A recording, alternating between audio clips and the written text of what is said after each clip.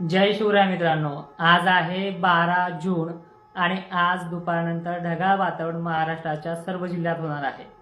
जे 2 दिवसापूर्वी भकास वातावरण होतं आणि त्या भकास वातावरणामध्ये आजच 12 जूनला तो बदल पाहायला मिळणार आहे। तर काही भागांमध्ये जसं की हिंगणघाट, नागपूर, भंडारा, चंद्रपूर जिल्ह्यामध्ये काही मोजक्या ठिकाणी पावसाला देखील सुरुवात होणार आहे। मराठवाड्यामध्ये, विदर्भामध्ये स्थानिक वातावरणाचा तुरळक पडला तर पडला, नाहीतर 20 तारखेपर्यंत मोठा पाऊस नाही, हे तुम्हाला मागेच सांगितलंय। मात्र ह्या 2-4 दिवसांमध्ये जो बदल होणार आहे तो पूर्णपणे चांगला आणि अपेक्षेपेक्षा खूप असणार आहे। भकास वातावरण इथून पुढे राहणार नाहीये। रोज ढगाळ वातावरण, सावली धरणारं वातावरण हे 15 आणि 16 तारखेपासून स्टार्टअप होईल। मात्र त्याची सुरुवात काही प्रमाणात हळूहळू आजपासून होणार आहे। चक्क 2-3 वाजता ढगांची गर्दी जमायला सुरुवात होईल आणि संध्याकाळी काही ठिकाणी जर थांबले ढग तर तो हलका मलका पाऊस 1-2 ठिकाणी होण्याची चान्सेस आहेत। मात्र यामध्ये जो चांगला बदल आहे तो नागपूरसाठी बरा आहे। नागपूरचा काही भाग, खाली चंद्रपूर, हिंगणघाट वगैरे परिसर बरा आहे। आणि ढगांची गर्दी उद्या सुद्धा 13 तारखेला यापेक्षाही जास्त वाढेल। त्यामध्ये नाशिक क्षेत्र, मुंबई सारखा ठिकाण, नागपूर वगैरे भाग आहेत।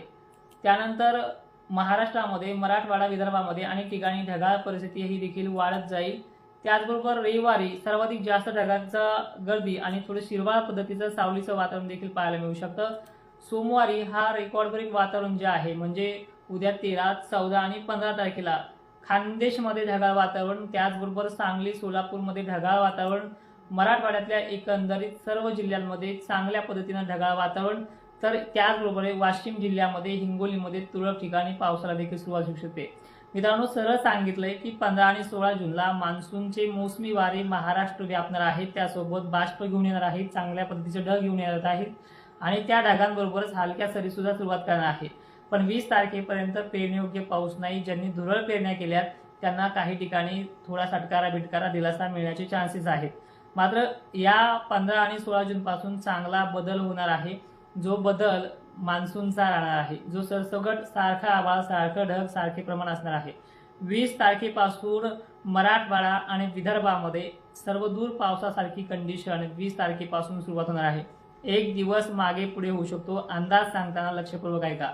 अनेक जण प्रश्न विचारतात, तुमचा 7-8 तारखेचा पाऊस काय झाला? त्या 2दा-3दा रिप्लाय दिलाय की बाबा 7 आणि 8 तारखेचा ज्या जिल्ह्यांना आणि ज्या प्रमाणामध्ये सांगितलंय तो तिथे पडलाय। पेरणीच्या तारखा 13 मेलाच महाराष्ट्रामध्ये जाहीर केल्यात। काही लोकांचं ऐकून तुम्ही निगेटिव्ह कमेंट करण्यात काहीही अर्थ नाहीये। काही लोक त्यांचा दुकानाचा, टोकन यंत्राचा, व्यवसायासाठी झटपट करण्यासाठी अंदाज देणं चालू आहे। अन्यथा 8-8 दिवस पुन्हा तोंड पण ते दाखवत नाहीये, हे तुम्हाला मान्य करावं लागणार आहे।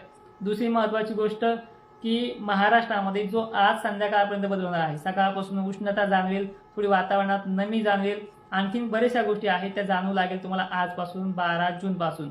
पण विशेष म्हणजे पुढील काळामध्ये मराठवाड्यातले सर्व जिल्हे, विदर्भातले सर्व जिल्हे 20 तारखेपासून पेरणीयोग्य पाणी तुमच्या भागात होणार आहे। आणि आजपासून सगळ्या भागांमध्ये ढग हे जमायला दुपारनंतर सुरुवात होईल। पण तुम्हाला सांगितलंय की सरळ सरळ ह्या 4-8 दिवसात मोठा पाणी नाहीये आणि स्थानिक वातावरणाचं पाणी होत राहील काही काही ठिकाणी। ठीक आहे, जे वातावरण आतापर्यंत बंद होतं ते वातावरण सक्रिय होत जाईल आणि इथून पुढे जसे जसे टप्पे वाढतील ते वाढते वाढते जाणार आहे। एकंदरीत व्हिडिओच्या माध्यमातून एवढंच सांगायचं होतं, महाराष्ट्रामध्ये अजून 6 ते 7 दिवस सर्वदूर पाऊस नाही। पण या काळामध्ये जो नागपूर एरिया आहे या भागांना ह्या 2-4 दिवसात चांगला दिलासा मिळत जाईल पूर्व विदर्भाला।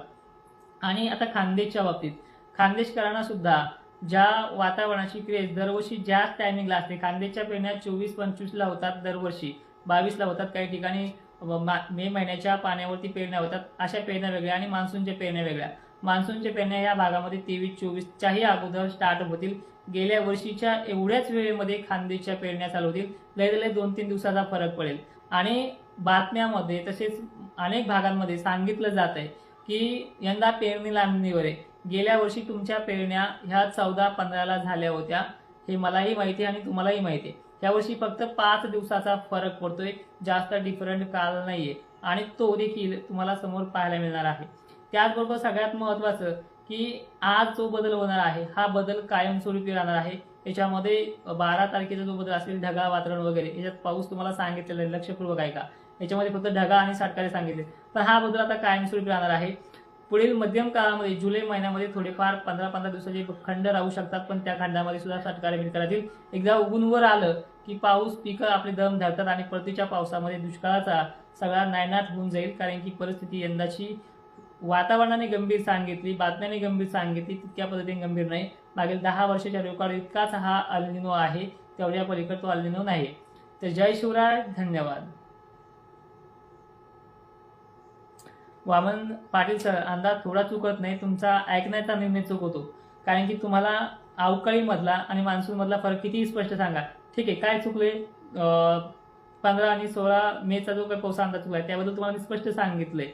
त्याचबरोबर दुसरी महत्वाची गोष्ट, 7, 8, 9ला ज्या ज्या भागांमध्ये पाणी सांगितलं ना त्या त्या भागांमध्ये सरळ सरळ पाणी मी सांगितलेलं आहे. आणि सगळ्या ह्या गोष्टी जाऊ द्या, आतापर्यंत अल्निनो सगळ्या गोष्टी सांगणारे, मग तुम्ही टोकन यंत्र, पेरणी यंत्र हे जे काही विकण्याची काय गरज आहे तुम्हाला?